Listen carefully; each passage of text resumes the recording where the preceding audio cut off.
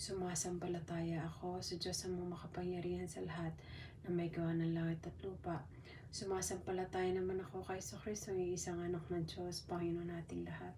Nagkataon tao siya ng Espiritu Santo, pinanganak ni Santa Maria Birhen, pinagpakasakit ni Poncio Pilato, pinako sa krus na matay ng libing, nanawag sa kandaroroonan ng mayumahan na may 3 araw na buhay na maguli, umakyat sa langit, naluluklok sa kanan ng Diyos ang makapangyarihan sa lahat. Doon magmumulat paririt at hukom sa mga nabubuhay at nangamatay na tao.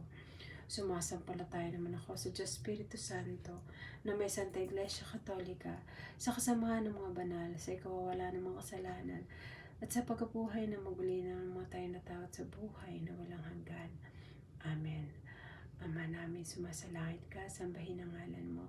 Mapasa amin ang kaharian mo, sundin ang loob mo dito sa lupa para nang sa langit.